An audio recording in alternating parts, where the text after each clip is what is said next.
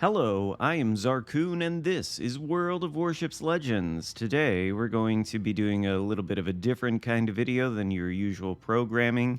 It's sort of the one-take format that I've seen Potato Quality do on YouTube. He covers World of Warships on PC. And so, we're going to take out a ship and do some live commentary to sort of give you an idea of what an average game would look like instead of a game that I cherry pick and do, a post-match analysis commentary on. I want to take a look at the Elbing for two reasons. Number one, because on my stream on Friday, I didn't have a very great game in the ship, and number two, because the Z-44 is the campaign ship, and the campaign is about to come to an end this week. I think in terms of Tier 8 destroyers, the Elbing is a much more interesting and fun destroyer because it's primarily focused on the guns and not the torpedoes. So we'll take a look at what my build is, then we'll take it out into battle and see how it performs. Starting with the mods, I've got Aiming Systems Mod 1, Propulsion, Concealment, and then the Epic Range mod, actually, because the Elbing's base gun range is pitiful at, I think, 10.9 kilometers, and you definitely need more than that. So we've even got some more of that built into our commander build. We're using Eric Bai with a gun-focused build. We've got Rumble as one inspiration for even more range. And then Gurin for the destroyer's AP shell penetration multiplier, which is, I think, good for the Elbing, since primarily you'll be shooting AP. Observant range, look at me now. Reaching out XXL, and this torpedo thing. This isn't necessarily for the Elbing, though. This is a skill that Bai didn't always have, but a couple updates ago, the commanders got updated. And I think instead of this, you could probably use mortar. To be honest with you, I'm not quite sure why I'm not, but we're going to take it out and see how it goes. Alright, so not necessarily ideal matchmaking for the Elbing. 4 destroyers on either team. A lot of Z-44s. Looks like 3 of them in this game. I guess people are just finishing the campaign. Anyway, we're alone on this flank, Charlie, but since we spawned here, we are going to try to play the flank. I don't really think, though, that getting into the cap is the best idea. Not at the moment. Elbing does have 13-kilometer torpedoes, though, so I am going to send those through the gap. And we are going to try to play the cap since we spawned here. Put the guns on the other side, but I kind of want to come into the cap from there. So we'll see. We'll see what kind of spotting we get if we do that. And I think, yeah, we've got the Z-46 coming this way, while the Shimakaze pushes into the center. I wonder how that will work out. Ooh, and Wooster. Actually, kind of a target we would like to see in the Elbing. Alaska less so, but we can probably actually deal some pretty good damage to him. Of course, now we really can't push into the cap because there are 2 radar cruisers here. But maybe these torpedoes will actually... Oh, I can't believe only one of them clipped the island. Maybe they'll actually be fruitful and we'll get at least one on the Alaska. Although I expect if we do hit him, or rather, as soon as he sees these torpedoes, he's probably going to deploy his radar. So we definitely don't want to push into the cap, and we don't want to be within radar range, which is 10 km for the Alaska. And maybe one of these torps will hit. He's reversing. But to be fair, if we do have vision of these guys, I can and will smoke up at this point. In fact, I think that's what we're going to do. And the primary shell, of course, in the Elbing is AP. That's the same case on most of the German DDs, but Elbing AP is a little bit special. Spicy, really. Especially if that's, yeah, see, there you go. Especially if that Alaska wants to give a little bit more angle. And he's being smoked up by a DD. We will switch to the HE just to try to light some fires on this GK. And we'll put some more torpedoes in this gap. It's a shame I'm the only one who's spotting the GK. But yeah.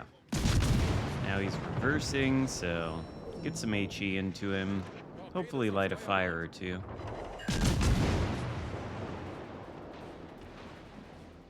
Gotta watch out for the torps in return, of course. But I think we should be able to avoid them. Oh, so close. Ooh, just barely escaping. And Wooster now, he's making a run for it. Wish we had the AP loaded. But his broadside is no longer available to us. Oh, wait, is he turning in? And this may demonstrate the power of the Elbing. Of course, we missed the Citadel. Oh, no, we don't miss the Citadel. We just barely tag it. Need a little bit more lead, though. They're falling too far back on the ship. He's turning in now. Torpedoes. Torpedoes might do something. Broke a gun. That Wooster is definitely the priority target, though. Oh dear, we've run out of our smoke screen. Okay. Well, maybe a Citadel there. We don't get spotted. Good, good. No Citadels. That's alright, though. They're eating some of our DD's torps. GK is down.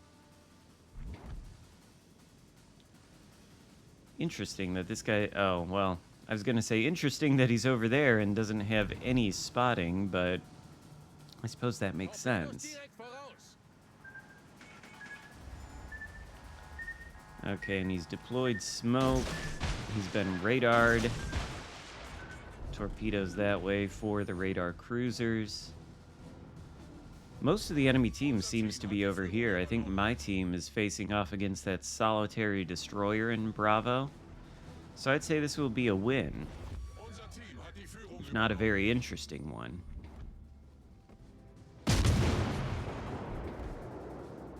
Never forget Giuseppe Verdi could have radar.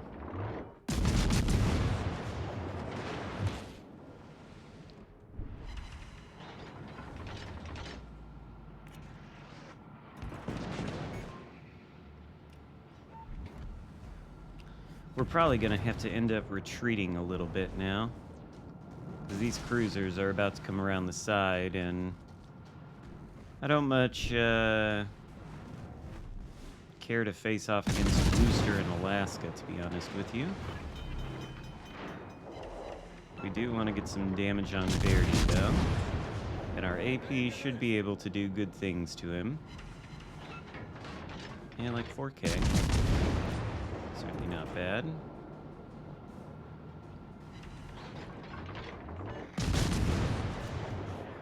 Oh, did I run into... Whoops.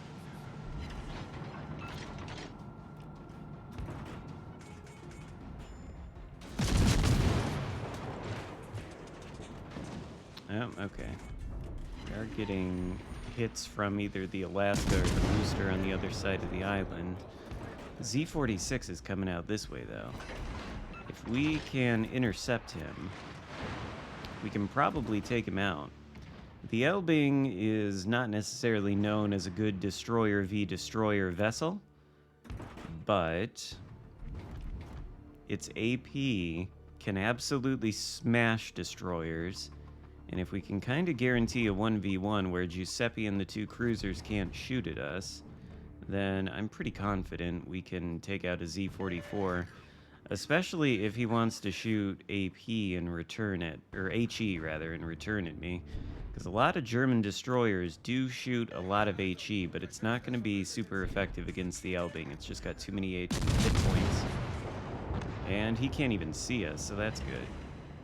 3 overpens is not necessarily ideal, but what we're going to do is pull around this way and launch torpedoes into, well, one set of torpedoes into smoke right there. And then another set further back right there. And actually shoot at the Giuseppe. Now we're going to be spotted. He may be tempted to shoot at us. he does. We'll just smoke up for the moment. Excellent results against the Giuseppe, though.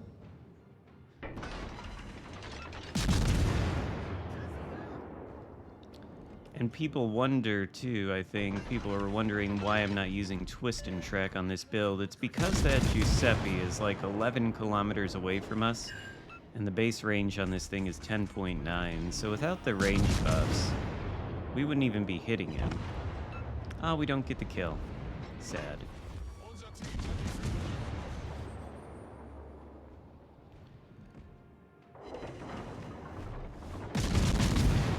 Now, it might look to you, too, like nothing of great consequence has happened in this game.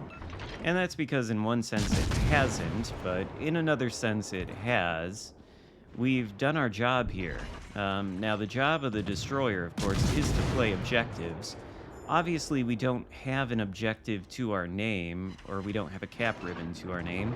But what we do have are a lot of these little green defender ribbons, because we've been defending this cap from the Giuseppe and all the ships that entered it before him. Which, sometimes that's all you can and all you need to do in a DD. Could have, you know, rushed into the cap earlier on and then probably, you know, perished, but we're gonna deploy a smoke screen now. Hopefully Giuseppe does not radar us. But he does look like he's about to take some torps, so this is probably the end of things, and that, I think, just leaves the Alaska and the Wooster, who...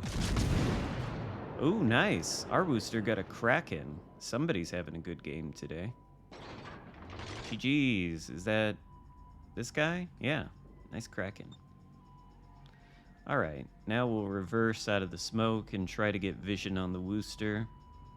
Hopefully we'll be able to see him and get his broadside, because I would like to get more than... Oh, there we go. I'd like to get more than one Citadel on the guy, if possible. Of course... Ah, now he's going to angle, of course. Oh, and radar. But he's turning broadside as he does the radar. Yep. Elbing is a little menace toward lightly armored cruisers such as Wooster. Got improved pen angles too, so even if I can't Citadel him, still get a couple pens. Alright, and then Alaska. And Alaska's toast, he's got no chance. No solo warriors for this guy, I'm sure. Nice. We've got the range to hit him too. Oh, he's slowing down. What a cheeky little cruiser. Probably slowing down is not going to be super effective for saving his skin.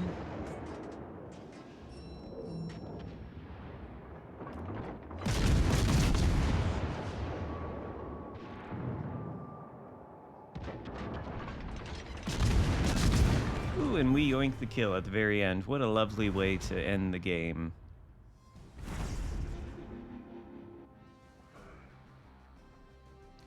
$93,000 damage. Second on the leaderboard behind the Wooster, which got a Kraken, which, honestly, not unhappy about. The Wooster deserved the 3,000 XP and a six-pack, actually. This guy absolutely carried the game. He must have been doing a lot of work on the other side. We come in second with 2,400 XP, which I think that's pretty good. That sort of shows we've done our job and we've defended the cap circle. Definitely not an excellent game in the Elbing, or a spectacular one for sure, but a good, solid, average performance in this destroyer. And I find this thing is fairly consistent, too. We'll have to look at my win rate to see if that's, like, somewhat impressive or not. No, 61%. Certainly not bad. But we played 100 battles in it, 162. Main gun accuracy, take a look at that stat, 68%. That's because the Elbing has the most accurate guns in the game. And we do an average of about 1,800 XP in the ship, which I think is pretty good. I think these stats show that at least I can perform fairly consistently in this destroyer. And I think this destroyer is pretty good. I think it's a better choice anyway than the Z-44. Of course, if you want the Z44, you'll have to buy the Admiralty backing and complete the campaign, which is nearly over. But if you want the Elbing, you can, in fact, get it for free by navigating over to the ships section of the store, going to Germany, and finding the Elbing for 1.4 million global XP. Technically, you can get it for free because global XP is a free resource, but as you can see, the cost is pretty steep at 1.4 million. Nevertheless, I think the Elbing is worth it, and there you saw sort of an average game. I've got a lot of other games on my channel that are a bit more spectacular with this ship, but that's, I guess, what you could sort of expect from an average Elbing game in World of Warships Legends, and that's sort of the goal of these one-takes. So I hope you enjoyed the video. If so, give it a thumbs up. Let me know what you would like to see next in this sort of series in the comments section. I'll take any ideas for ships you want, and we'll take them out and do at least one battle, maybe two if the first one, ends in great tragedy. But that's sort of the format of this video idea. Hope you enjoyed it. And consider subscribing if you haven't already. I'll see you next time. Goodbye.